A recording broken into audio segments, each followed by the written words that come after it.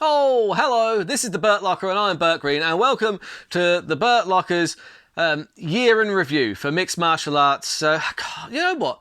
Everybody's bloody doing one of these. I might start doing my year in review in June. See, like, much less competition. You know what I mean? But screw it, I thought I'd do one anyway. But I haven't really done much of a recap on UFC 296 either, so I've cobbled that in there as well. So, yeah, let's get started.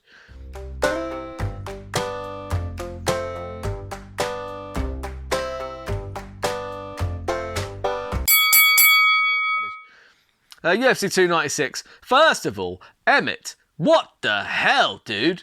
Did Bryce Mitchell leave some coal in your stocking or something? What the hell was that? Why did you hit him that hard? That's not cool, dude. That is not cool.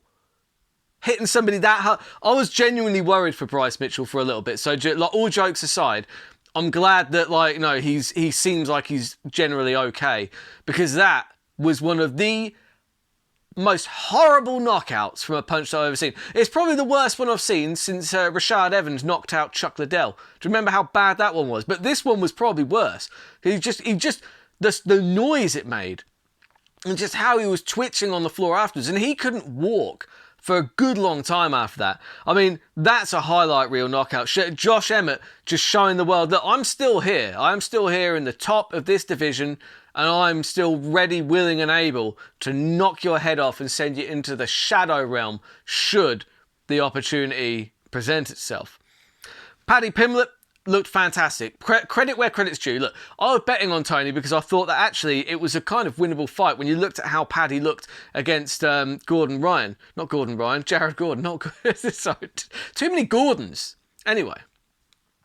But I think actually people are kind of underestimating how good Jared Gordon actually is. Jared Gordon is solid. So the fact that that was a very competitive fight says more in favour of Jared Gordon. I think it does against Paddy Pimblett. And I think a lot of people took that as Paddy not being as good as we thought. But actually Pimblett, I thought his movement looked a lot better. I don't know what surgery it was that he had, but I know that it was an underlying surgery that really, I think it might have been on his neck, but his movement looked fantastic. He looked so much better than we've seen him. And yeah, okay, he started to get tired, but that's because he thought he was going to get Tony out there, and he really tried, so he needs to manage that better. But outside of that, he looked fantastic. What can you say? Do you know what I mean? Absolutely brilliant. Sucks for Tony Ferguson. Look, the only fight I want to see Tony Ferguson in now, and I do want to see it, I want to see UFC 300. I want to see Tony Ferguson against Jim Miller. That's it. That's the only fight that makes sense. That's the only one I want to see. They're both at the similar stages in their career. They're both brilliant.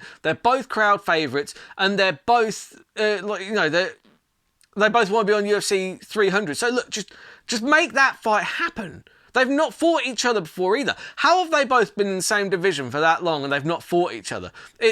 Honestly, they're stylistically, it would be brilliant. They're both excellent Brazilian Jiu-Jitsu guys, and they're both willing to stand and trade on the feet. That is a fantastic fight. Put it together. Make that happen. Come on. I'll be disappointed if that doesn't happen. Next for Paddy, problem is he's looking at ranking next, and there's some killers in there, man. Like, it's just the whole UFC lightweight rankings is just absolute murderers. I would say Moicano's probably the best bet for realistically where they're going to go with Paddy. Moicano is probably a good test of all Paddy's skills, just to see whereabouts he's going to sit in those rankings. But yeah, it was a good performance from Paddy. Really very impressed. Shavkat Rakhmonov was flawless, really. Like, he just looked absolutely fantastic. He knew that he needed to, that grappling was the easiest path to victory, and he took that. And again, like, he beats Wonder Boy so easily, and yet people are I've still seen it online. People pick it, it's like, well, it didn't look like he could stand with Wonder Boy, did it? Didn't look like he could do this. It's like, the dude tore his ankle apparently 6 weeks out. Like, almost pulled out of the fight, and he still came in and just obliterated Stephen Thompson. Stephen Thompson is excellent, by the way. He's a top level welterweight, and Shavkat just blew through him. And all some people were taking away from that was, well, he didn't look like he could keep up with him on the feet. It's like, doesn't have to. Mixed martial arts, dude. It's mixed martial arts. If you can take the kickboxer down and just strangle them until they're dead, just do that. Do you know what I mean? Like that's what mixed martial arts is. Like, it's not a kickboxing fight. If you want to see Stephen Thompson in a kickboxing fight, go watch his kickboxing fights. Just do that. Christ almighty. Anyway, Pantoja looked pretty good. Wasn't the most exciting fight, but Royval, he's really dangerous. So the fact that Pantoja kind of nullified him like that was actually very, very impressive. And yeah, I did enjoy that. And then, what can I say? Leon Edwards, take a bow, sir. Take a bow. I had my concerns stylistically with this matchup, but you know what? After the first round, all my concerns were kind of completely washed away because Leon just picked him apart, just made him look like an amateur in there. And people are saying, oh, Colby had a long time out and whatever. No, but if Colby had come back and looked fantastic, you wouldn't be saying that. Credit to Leon Edwards. Look, when are people going to give him the credit that he deserves? He is just going through people right now. He's probably the best striker, like, in any division in the UFC at the moment. The way he uses his footwork, the way he uses his counter wrestling, he managed to out-grapple Colby in a few phases. It was a very dominant, very solid performance, and I'm looking forward to seeing who they match him up with next, unless it's Shavkat Rakhmonov, because I do think that Shavkat is the scariest guy. Because I always say, whoever's got the belt, that's the best in that division. I don't care what anyone says. That's what that belt means. The belt means that Leon is the best welterweight in the world right now. Scariest welterweight in the world for me is Shavkat Rakhmonov. And I don't know who wins that fight, honestly. I would probably lean towards Shavkat. If I'm being brutally honest, I've been watching Shavkat a long time. He's just a murderer. He's going to be very, very difficult for if whoever the champion is at the time. Once Shavkat gets that shot, that's going to be a bad night at the office, in my opinion. So, yeah, so just before I do my New Year's roundup, just make sure you hit subscribe and hit like on this video because it costs you nothing and it just helps my algorithm. So yeah, and also look, I drop content all the time, and the best way to keep track of that, if you hit the bell notification, then it will tell you when I've dropped a video. I usually do fight previews, NFL videos as well. I sometimes throw a NASCAR one in there. The amount of videos depends how much I've got on that week, because I do stand up as well. So sometimes if I have a load of gigs, sometimes I'll treat myself to an evening where I can just play Xbox. You know how it is.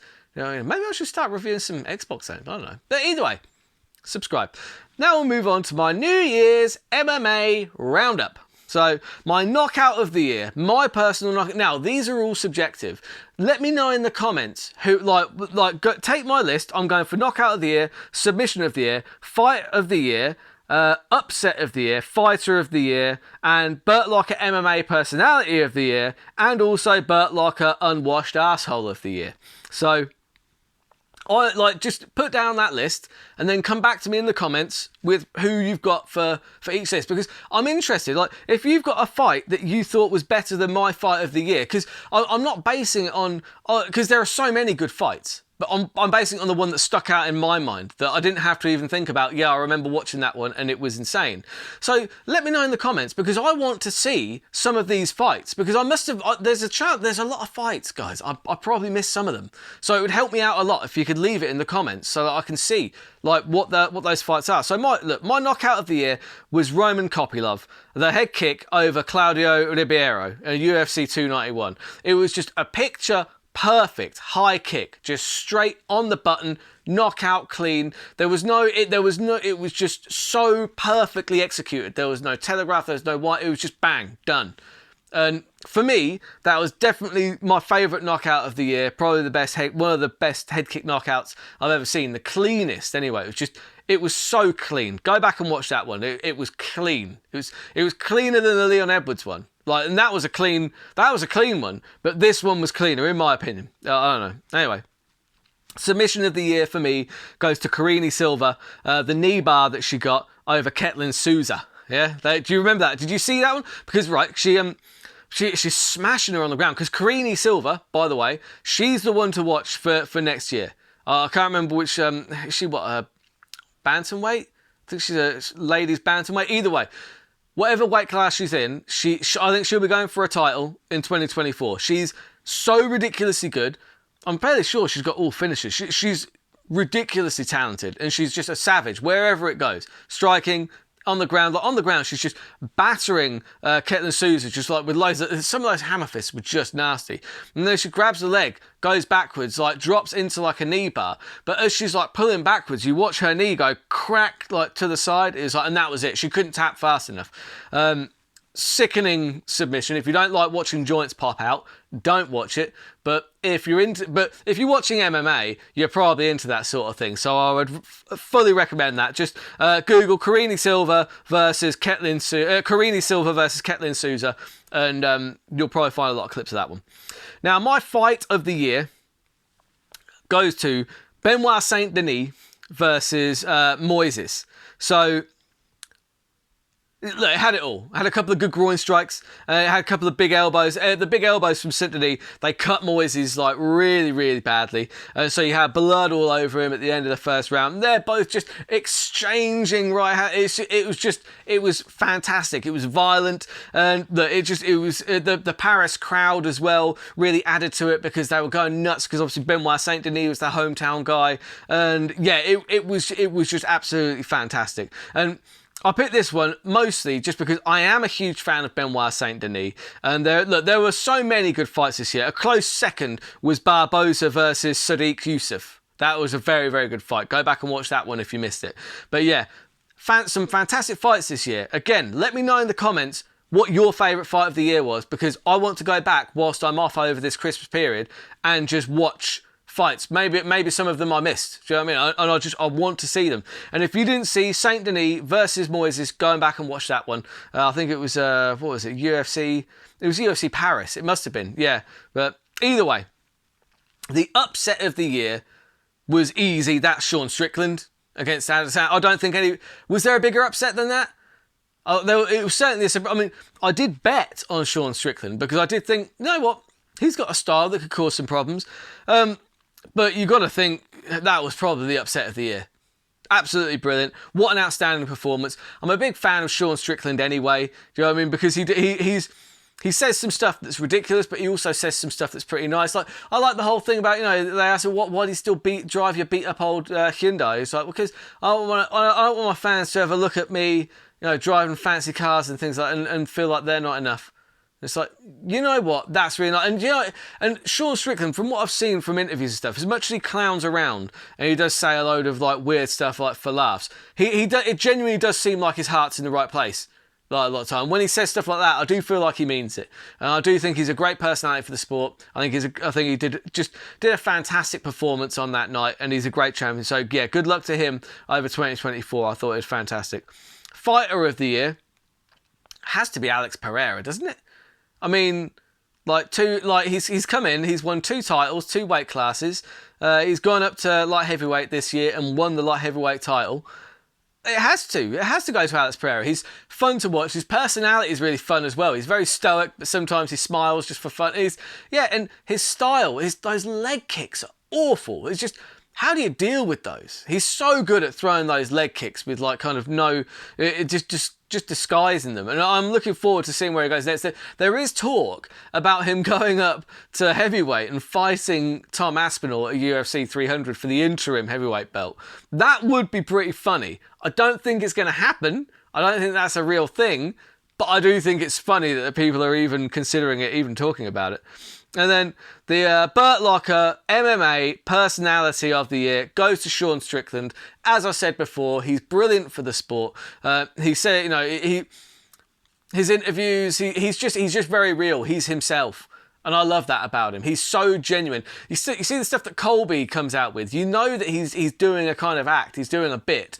Whereas Sean Strickland, he's not doing a bit. Sometimes he says things that are ridiculous and people don't like, but he's still being himself and he's being genuine. And sometimes he says things that kind of make you go, you know what, that's a good point. Because he masks things behind, he's talking about, women should get back where they belong, which is obviously something that's a statement that he's trying to do to rile people up. But then when he expanded on it, he said, look, what I'm saying is really that, we used to live in a country where one household could survive on the income of one person. Male, female, doesn't matter. And now we live in a country where both like both parents have to be at work. They have to be. You can't not, because you can't support a household on one income anymore. So kids are being raised by TikTok and social media, and that's a problem. And you know what? He isn't all the way wrong there, is he? Not really.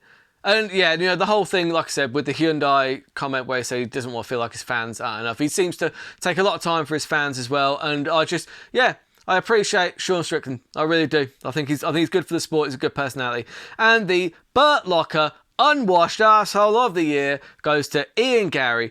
Only because of the Neil Magny stuff. I was a fan of Ian Gary up until that point. But Ian Machado Gary coming out and starting like a hate campaign against Neil Magny, one of the nicest guys in the sport, by the way, and basically accusing him of abusing his kids with no actual evidence of that. Nothing to indicate that at all. Because it was just a clunky way of saying, basically, Neil Magny was like saying, I'm going to slap you like a stepchild, whatever. That kind of thing. It was a clunky bit of trash talk. He didn't actually mean he hits his kid.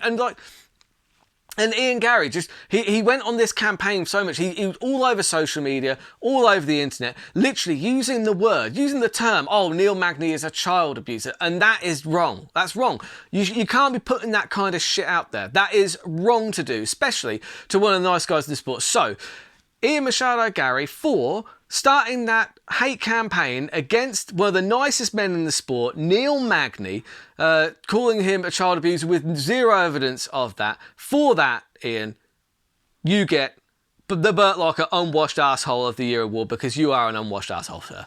Good Lord. What a terrible human being. I hope we see better from him, honestly. Because maybe he's nice in real life, but I don't know. And on that horrible down note, I'm going to end it here. So have a wonderful New Year's, whatever you're doing, and look forward to some great fights in the new year, and hope you join me for some more terrible bets, terrible predictions, and some great predictions as well. My fight of the night predictions have been on point, to be fair. But yeah, I hope you had a great Christmas, everybody, and have a wonderful New Year. And until next year, keep those odds long and those bets terrible.